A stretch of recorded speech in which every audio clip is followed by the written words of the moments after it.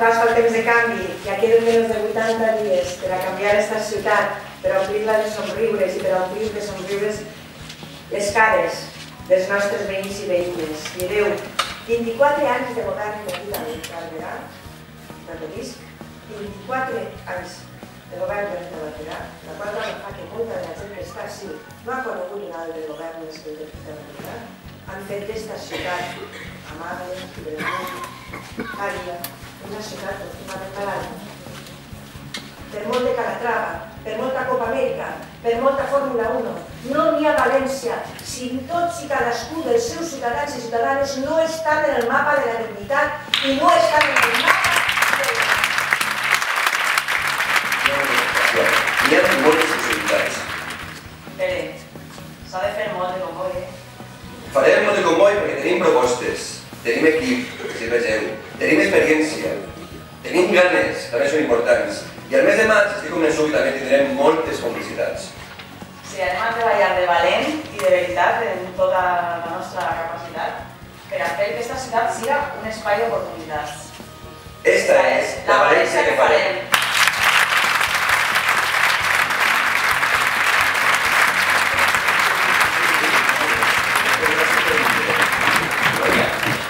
Imagineu circular en bicicleta i seguretat per tota la ciutat?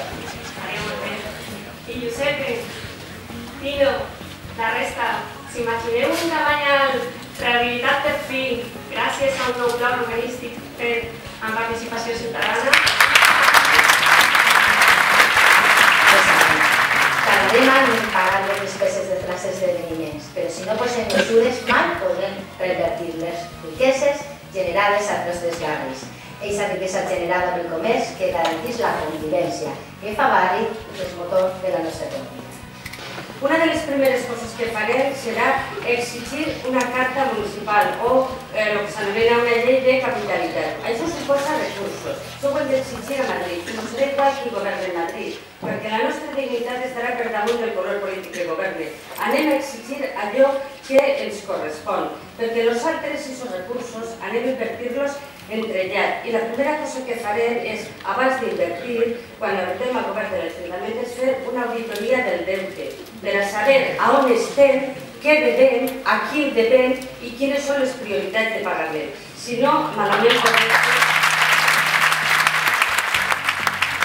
Al carrer Agustí Lara i al carrer Baeza, en el barri d'Obiols, estan units per un símbol molt trist en este barri.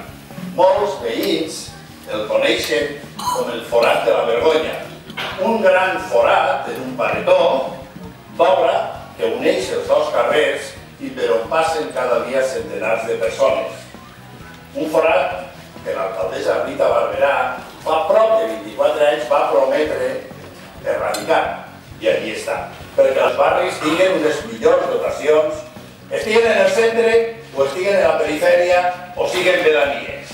Hem insistit en cuidar les senyes d'identitat. En primer lloc, la nostra llengua, però també l'horta, però també l'albufera, també el comerç tradicional.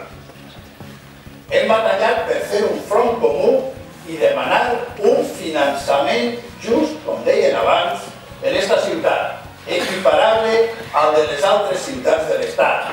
En molts temes, en el tema de la capitalitat, en el tema de demanar el contracte programa, per exemple, en els assumptes del transport públic. Hem fet propostes per a que les persones a l'atur, les grans damnificades d'esta crisi d'estafa que vivim, tingueren unes condicions de vida dignes i opcions d'entrar al nou mercat laboral.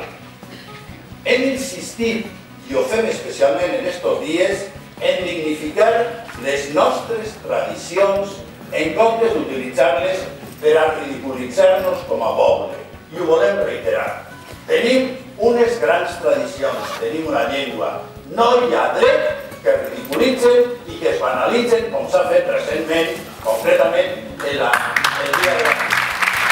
Us heu preguntat quants llocs de treball s'hagueren pogut crear si els diners públics de la Gürtel s'hagueren destinat a plans d'ocupació en comptes de finançar de forma il·legal el Partit Popular? Us heu preguntat a quantes persones hagueren pogut rescatar de la precarietat amb els milions d'euros robats en el cas de Marsa i en la depuradora de Pinedo? Quants xiquets estarien avui escolaritzats en escoles i no en barracons si els diners de la Fórmula 1 s'hagueren invertit en educació? I si les milionades que suposen les jubilacions dels alts directius de la defenestrada Bancaixa i els negocis que hem vist esta setmana, que s'han muntat alguns, s'hagueren destinat a lluitar contra l'exclusió social? Val la pena preguntar-se, perquè és molt important. A guanyar esta ciutat per a la gent, com ho sabem fer, amb el cor a la mà i el compromís de treballar amb les persones.